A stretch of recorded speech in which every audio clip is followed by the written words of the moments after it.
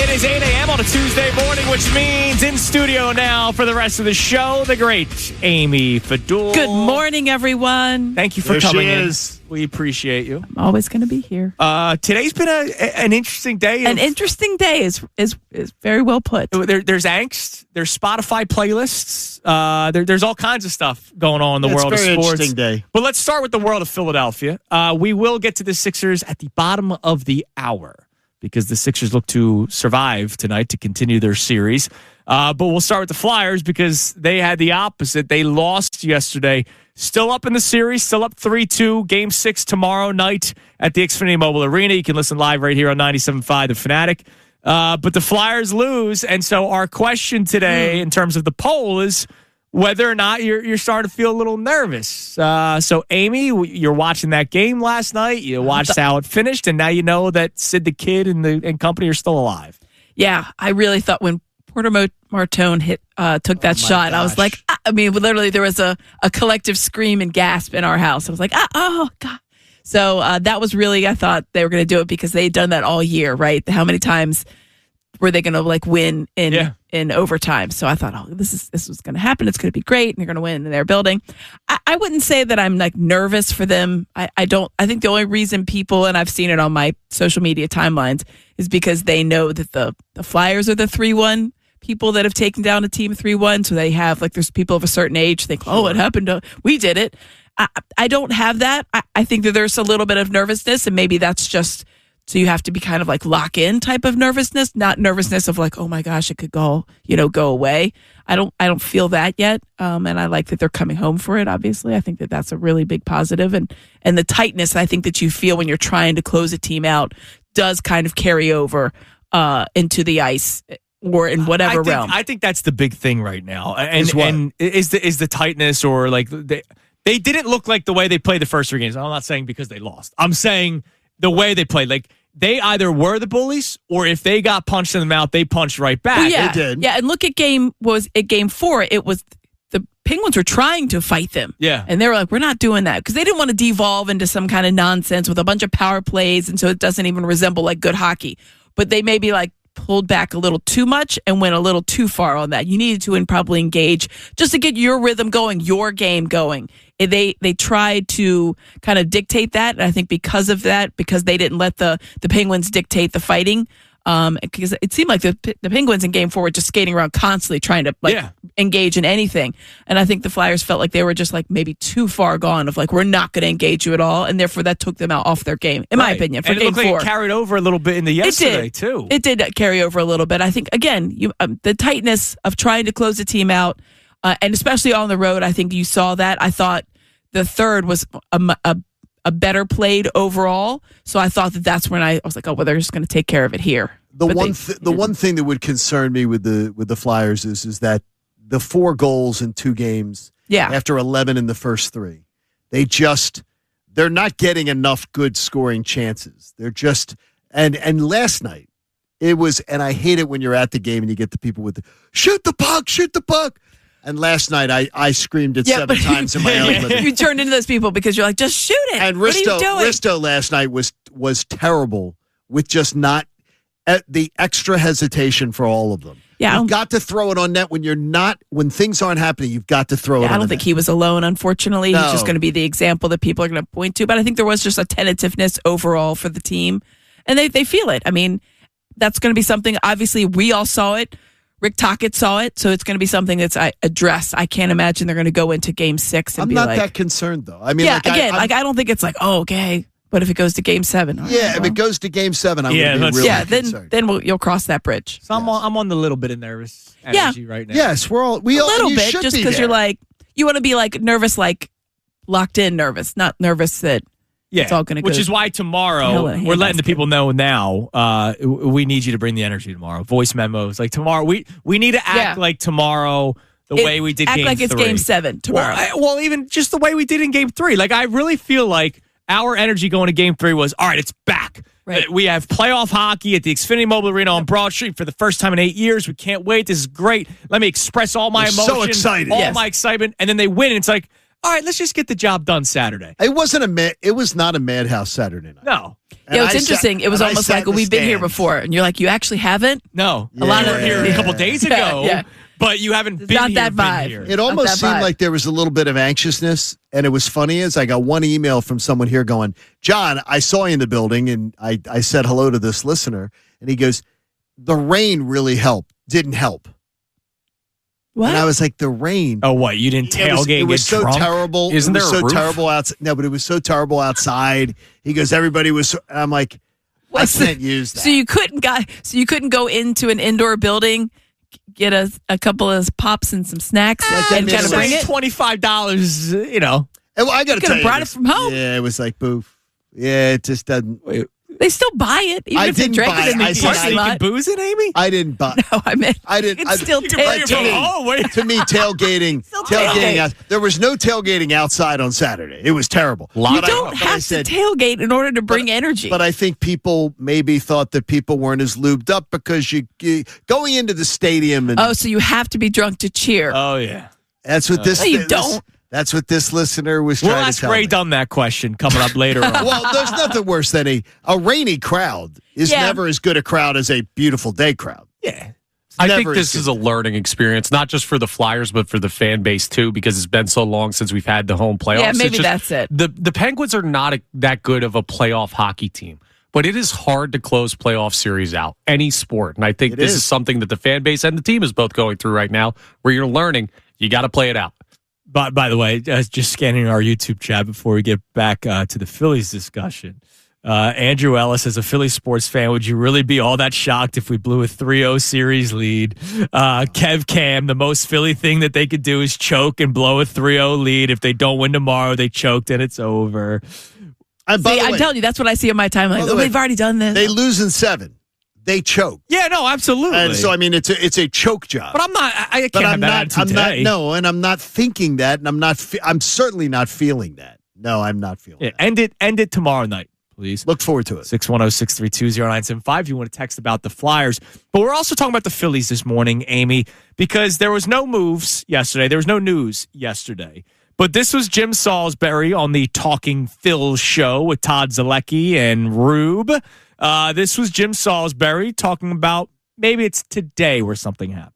Bad team, high expectations, big series in Atlanta, Monday off day. That Monday could shape up as a day of change, a watershed moment. Another bad showing in Atlanta. So, I'm sitting here early Monday morning. I'm expecting to hear something. I think there's going to be something, maybe not today, but maybe before Tuesday's game. I don't know how they're going to handle the off day, but they have essentially a day and a half to. I see them probably doing something for shock value. It's going to feel like they're pointing the finger at somebody, and in some cases it might be, but they need to do something to shock this team because what you're seeing is not good enough. So, Amy, last week, was it Friday when we made the guess or Tuesday? Yeah, Friday. We thought what came because we seeing how the series would go and if they won the series, but we needed to see how the series went, if there was any kind of life. The answer was no. They showed no life. No. They dropped 2 of 3. The only life was that they won a game, but they've now lost 11 out of their last 12. So, Amy, we'll ask you first and foremost, must they make some sort of move today? All right, so you're a the shock value, and I know that you had talked about it on Friday. We had talked about, is this going to be somebody sent down that's a bigger name? Firing. Yeah, I think it's maybe a combination of both, to be honest. Like, if it's going to be shocking, like, it's not going to be shocking if you like send someone down to the minors. That's not going to be shocking to me. No. But I think that if you do a couple different things. Long overdue to you? I mean, if Alec Boehm got sent down, but again, he has to agree He has to agree to it. I don't know. But something has to give. Something has to give. You have the worst record in baseball and like one of the highest payrolls. Yeah. Something has to. The approach at the plate on Sunday was laughable. It was horrible. Laughable. It was horrible. I never thought I would say that. And it's been some pretty funny approaches to the plate. But knowing what's looming, knowing where you are, knowing what your record is, and you're facing a team that is smoking you twice now. Yep. And that's your approach to the plate. How many times do you see them swing it? By the way, both teams, the Cubs smoked you too. Exactly. Back-to-back series. It went Cubs, Braves. Oh, I know. And you lost 11 of 12. Now, here's the scary thing, Amy. The John Middleton, who for the longest time I had nothing bad to say about John Middleton because the guy pays the money. I love the Phillies organization, family run, blah, blah, blah, blah.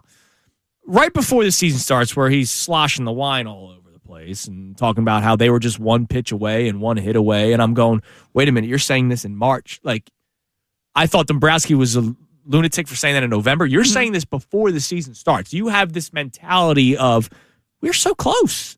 That's a horrible message going into a year. Tough. This was Bob Nightingale yesterday on Middays with Marks talking about Dave Dombrowski and his status with the Phillies.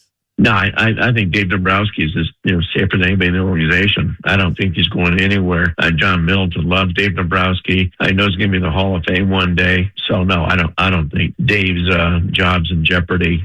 Not now, not to the end of the season. I think he can stay there as long as he wants to walk away on his own. So I don't think he's in any danger whatsoever. Your thoughts, Amy, on what sounds like a lifetime contract? Wow. I can't. If this season goes the way that it's currently going, no one survives this one. I don't care if you have the gold contract or whatever. John Middleton is a very astute businessman. I don't think that that's a surprising statement, right? And so when you're looking at your businesses, you have to look for return on investment and all kinds of fun things. At the end of the year, when he has paid all of this money, and if they're not in the playoffs, which right now, they're not. Right now, they're not close. They're not even a thought. And yes, they could still turn it around. I know it's April. I got it. But right now, if things keep trending, there's no way John Middleton, the businessman, despite his love for Dave Dombrowski, would be able to look at anybody and say, yeah, that's a good investment. I've invested in this team in these ways, and the return on that has been excellent because we've gotten here, and here. If they don't make the playoffs, no one gets out of that. I would refuse to believe that whatever golden check or whatever you have given Dave Dombrowski for this kind of lifetime feel. And I don't doubt what Bob Nightingale is saying. I don't doubt that. I'm sure Dave Dombrowski does feel very safe because he has a great relationship with the owner. But if the things go sideways and you don't make the playoffs with this roster, you absolutely are fired. And you're stuck for years going forward with this roster. This is just... Yeah, I can't imagine. At some point, you have to put your, kind of like money man, businessman hat on and not just the baseball. Because there are two separate things. You can believe in Dave Dombrowski as a baseball man, and he obviously does know baseball. There's not doubt in my mind that he's going to be one of these executives that is probably elected to the Hall of Fame because he's got an incredible resume. But it doesn't mean it's always 100% right. Even the best coaches are not 100% right. The best front office is not 100% right. Dave Dombrowski has had two straight horrific off seasons. They didn't address. I'm talking off season. Yeah, didn't address glaring needs. Right, like 2 years ago, when we all know that they needed a right-handed bat, they signed Max Kepler. He does not bat right-handed, and he's not good at baseball, and he's a cheater. And then this year, when we all said you need a 4-hole hitter. So much so that Bryce Harper was doing, you say what you want about the not elite stuff. He was doing the media tour of cleanup spot was a bad spot in the order last year. He's the one saying it. Your answer was, let's have Alec Boehm do that again and hope that Adolis Garcia finds himself from 3 years ago again. Yes. Like that. His answers was, Adolis Garcia is like hey, we have an extra $5. Let's hope that this works. We'll take that one for fun. You can't bank on him. No. He's not a banking And they keep player. doing that strategy of the 1-year Band-Aids. Yeah. But then when it does work, they don't revisit it. Harrison Bader, that worked. And then they were like, But then Bader stunk again. He's had a rough start to the season. Yeah, it's been bad. It's been bad. I don't know, man. It's Taxi's been bad. When I hear Bob Nightingale say... But Bob, though, is a certified mouthpiece for Dave Dombrowski. He is. I mean, when we had him I feel like that's, again, I don't doubt Bob. Right, I think Dave Dombrowski does feel very safe. And I believe he does feel very safe, but just know where it's coming from. I can't why does imagine it come from that? How? If the season goes, say let's fast forward, not even to the end of the season, to the trade deadline, and nothing remarkable happens. I don't see how you can survive that. Personally.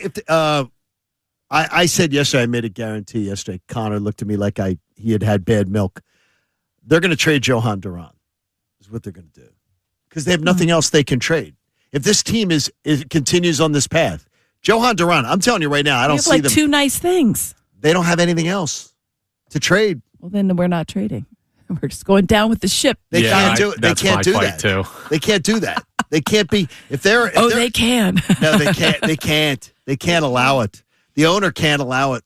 He's got to say, let's get on with it, boys. Clean up this mess. Start now. That's a luxury item you don't need. I can't believe that we're here. It's amazing. Right? Like April 28th. I didn't think we would be here. It's so bad. I always think it's a slow start. I always think there's some slow starts. I'm usually not like real. But May 1st is Friday. And it's because everybody sucks. Like, you have Bryce Harper's playing. So bad. Bryce Harper's playing good. Brandon Marsh is playing great for his standards. Other than that, like, who's the guy that you're like, well, at least we got that going for us? No.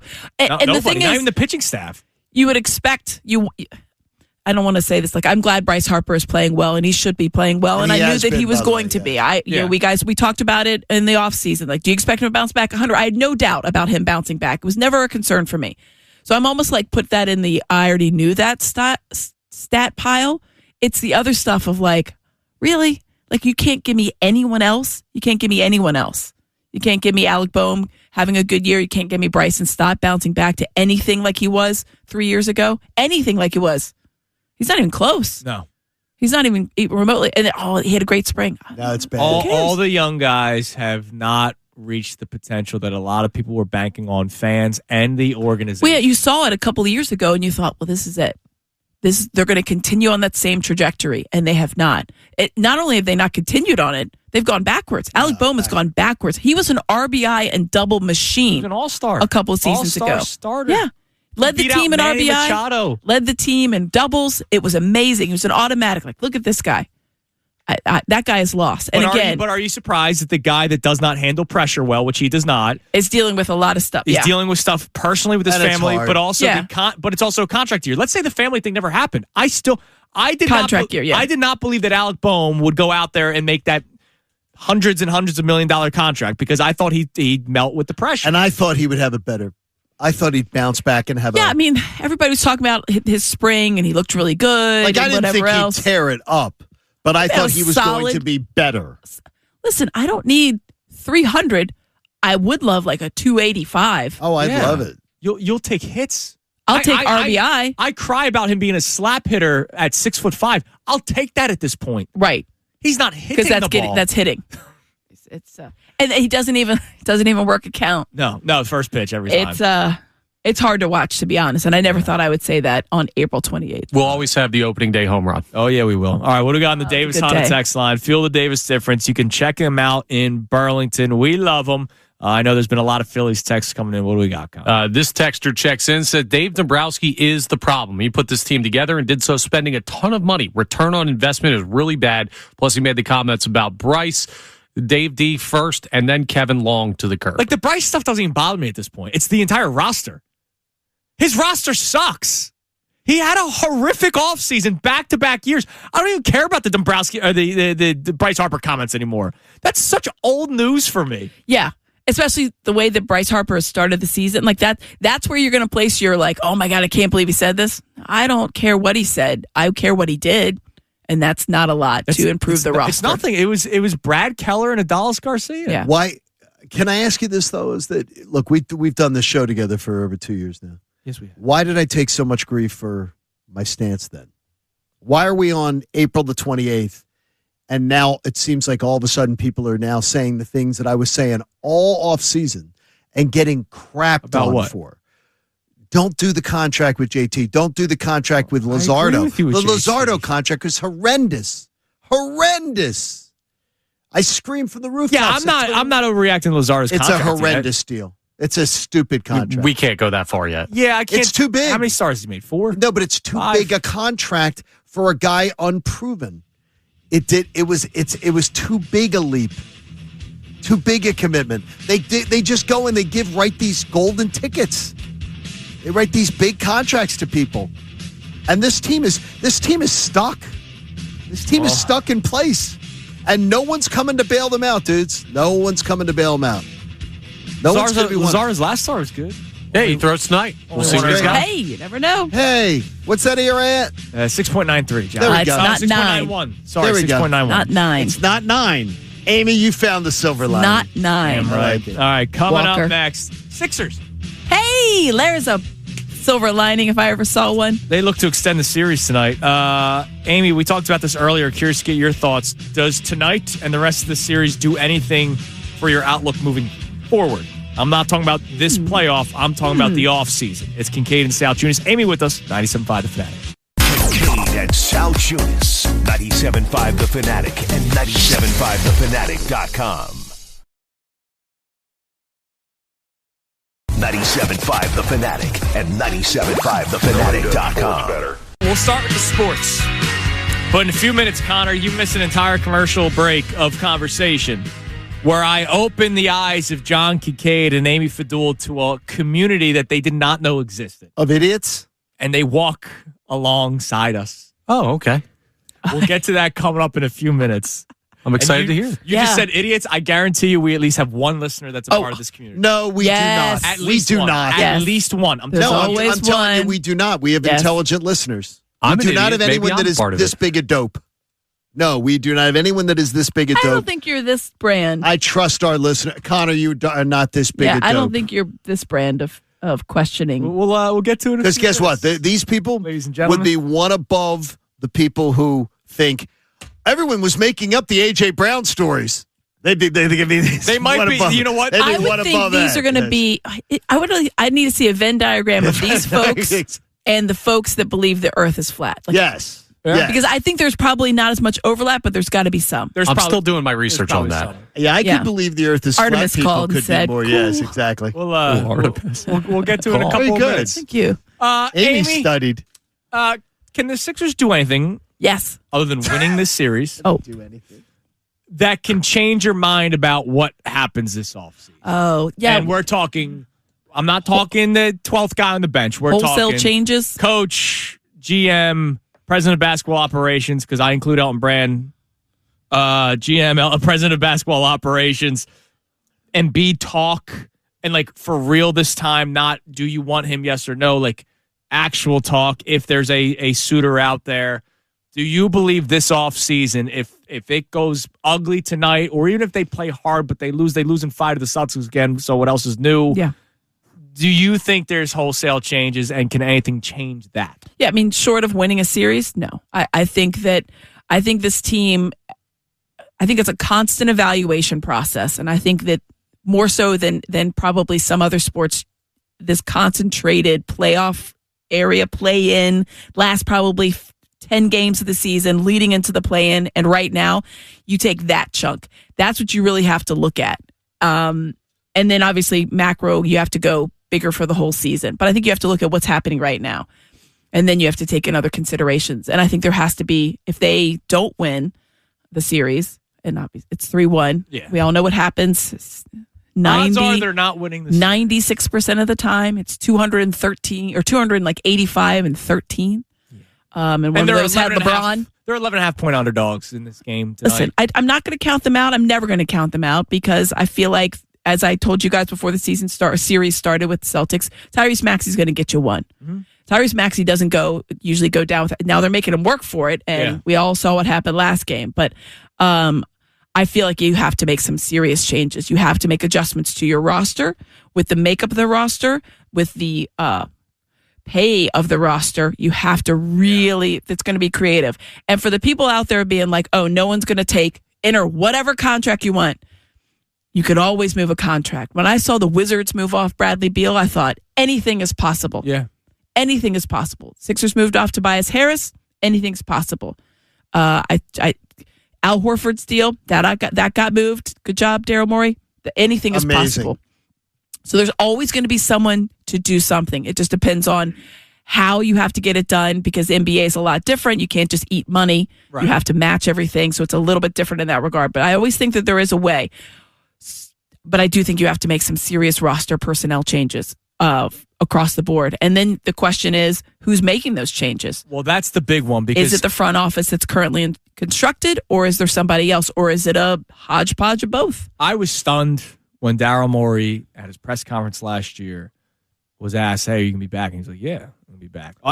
He announced his own coming back, which was odd. I was shocked because that's usually never done. Usually your don't boss say that. usually announces you're coming back. Generally. Yeah. I mean, I could say, we could say all we want. I'll be here. Okay. And, the guy in the background, sure you are. Or your Magic Johnson saying, I'm not going to be here. Yeah. But, when Morey came back, I was like, all right, well, here we go. And it's not his fault. It's Embiid. There's a lot of things. That's why it's it is a little bit. Change is just necessary at this point. Well, you have to do something.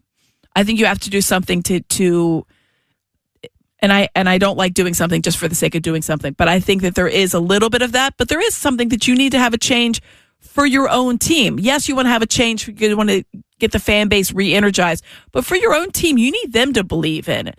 And I think that they see pieces of it, right? They see, if we have this, this, and this, and everybody comes together and it's a perfect storm, we're good. That's not a reasonable request with this team. It's not a reasonable request. That's not going to happen. It's going to be hard for a lot of the truthers to close the door. It's going to be hard. But I hope that every one of them will drink the Kool-Aid and say, okay, it is over. It's over. Let's move on. Let's change things up here. Yeah. Change it up. When the Sixers decided to do that in the very, very beginning of the process, I got it. I understood why. You were tired of being in that 7-8 situation and just always losing to the 1 seed or somehow squeaking by because of an injury to the 1 seed and then just losing in the second round. It was a rinse and repeat for multiple years of playoffs. And so they thought we had to switch it up. And the tanking process, which has been mimicked by other teams, more successfully in some, not as successfully in others. Right. Because you can look at the Wizards who have tanked and they've not been successful in that regard. I got it. I understood it. I had no problem with it. But at some point, to your point, you have to give it up. It's just not worked. You have to try something else. You can't keep banging your head against the wall and think you're going to get a different result.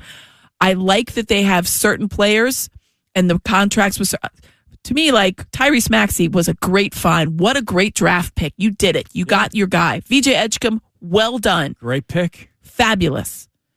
Joel Embiid is a tremendous player when he's healthy. There is no doubt about it. You cannot doubt that. For people that doubt that, you just haven't been paying attention. But I get it when people say, like, you got to do something else. I get it. I understand. You do have to do something else right now, regardless of what happens tonight. I think something has to change. It's heading in that direction. They're not coming back and winning the series. I'll count them out. They're not coming back and winning the series. Can they make it another game? It would be great. Can they win I'd love tonight? to have one more game at the Xfinity Mobile Arena. That'd be awesome. It would be. That'd be fantastic. Because I don't want to go out for that. I didn't want the home fans to go out with that game.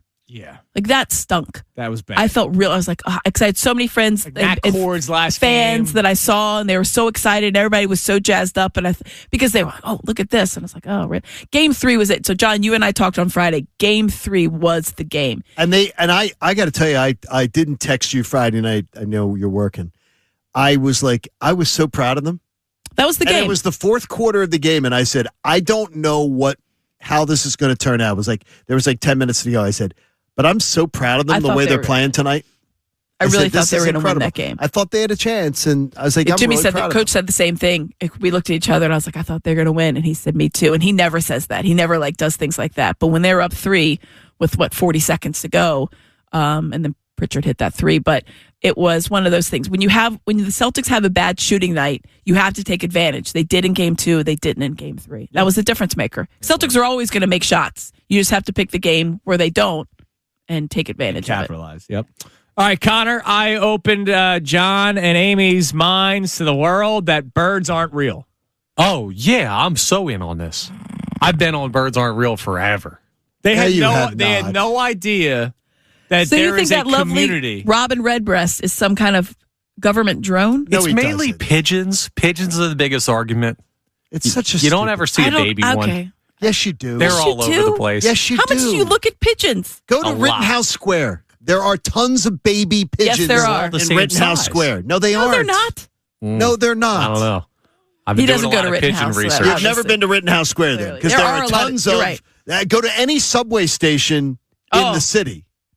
There are suburban station. Tons of them, and they're all different sizes and all different ages and colors. So John and Amy had no idea that there are people in the world that actually believe that birds aren't real. No, these are unserious people. These are people that get up in the morning and read conspiracy theories on the web and believe them. Well, the website birdsaren'treal.com is 100% accurate. What kind of dopes? At least they didn't try to pass it off as .org. These people, though, some of the scary part is though some of these people may be teaching your kids. They could be. Some of these people may be your neighbors. Some of these people may be like coming in contact with people where they can actually influence lives. Good, the youth need to know. Kids were skipping the chapter on birds today because they're not real. They're not real. They're not real. That's so incredible. The whole life cycle of the bird I with swear the, to you, I'd with never the heard egg, that before. That's fake. I've never heard. Is it only birds that fly? Because they must believe a chicken's real. Well, if you go to birds, the chickens don't fly. Chickens can fly for very, very short spurts. They actually have a frequently asked question. Because chickens, do they think that we're eating drones? Questions? It's unbelievable. Frequently asked questions is, what are you talking about? Birds no longer exist in the United States as a biological life form. Thus, birds aren't real. The government took out all birds. They found every bird. I'm looking at their frequently asked questions, Amy. Why am I a virgin? That's the first one. Well, hold on a second. Why have I never seen a? Why have I never seen a? That's not nice. If a man doesn't believe that birds are real and a woman doesn't believe why have I never seen it? No, they might get together. Second question: why have I never seen a member of the opposite sex naked? That's the second question. Baby pigeons stay in the nest for 4 to 5 weeks. How convenient. Duh. How convenient. It's unbelievable. Yeah, more like on the assembly line. Coming up unbelievable. Next. I am so proud Pigeon of milk. One what they eat. National writer, Johnny. You're proud of just one? Just one national writer, because there is, believe it or not, do you have a breaking news sounder like the old one? I don't need the whole breaking news on the Fanatic. There is a national writer that believes the Phillies are struggling. And it's not just, look at this lineup. They're going to win the World Series. We'll tell you who and what they had to say next. Kincaid and Sal Tunis, 97.5 The Fanatic. Kincaid and Sal Tunis, 97.5 The Fanatic and 97.5thefanatic.com. 97.5 The Fanatic and 97.5thefanatic.com. Connor, question for you as somebody that does believe that birds aren't real. Clearly, you are totally telling the truth about your feelings. Trevor Rice wants to know, so what the hell am I eating after I shoot a duck, goose, or dove? Apparently, I'm guessing Trevor Rice is a hunter, clearly. Yeah. Good job, Trev. If you're taking one of those out, tasty items they are. Are you eating metal? Yeah, turkey. Back to the drawing board on that one. I don't have a great answer, but I can find one for you. Seriously, though, there was a time where society would have just said, these people are mental cases. And GMO, genetically modified. Genetically modified, okay. Yes. By the way, Peter McIndoe is the creator of the conspiracy back in 2017. Do you think he started as something funny? Yes. He has made a lot of money on the marketing scheme of all those cool shirts that I was showing Connor during the commercial break. He was an English and philosophy major at the University of Memphis in Tennessee.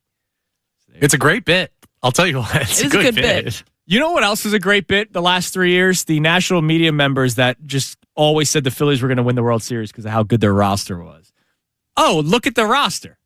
They didn't watch the games. Right, and we've had this conversation a lot. Like, we have Shefty on every single Wednesday, and Shefty would be like, "Oh, why are you guys so upset? Your team's won 4 straight games." Seriously, why are you feeling that way? Well, Shefty, the Eagles' offense almost peed away 4 straight games, and that's why we're more than excited that they won. Happy that they won. Happy, but because we lived it, and you are not. He's dispassionate about the Eagles. Well, and he's also watching every other team, right? Studying all the league. We live it. So the last couple of years, every time we got to the playoffs, the national media members would write articles about the Phillies, about how this is the year they're going to win the World Series. Because look at this roster. How could they not? Remember Tim last year? Tim Kirkchin came on with us right before the playoffs and was like, John, I think you're crazy. This team's really, really good. And I'm like, Tim, they drive me crazy. Yeah. They're not. So I mentioned the name Rowan Cavner to you guys last week. Oh, that's right. Remember? We were like, wow, that's a great name.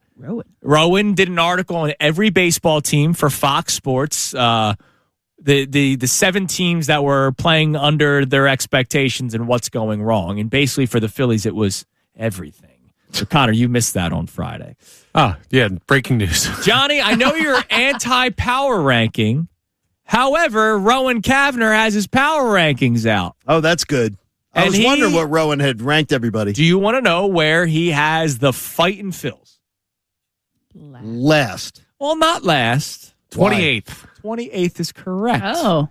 He has them one spot ahead of the Mets and the Chicago White Sox, despite having a better record as the dead last team. And I imagine they will finish with the worst record in Major League Baseball because they are an embarrassment to the sport.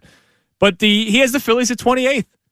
And he points out the reason why they're struggling as much as they are with their worst minus 54 run differential. Oh, my gosh. Which is horrible.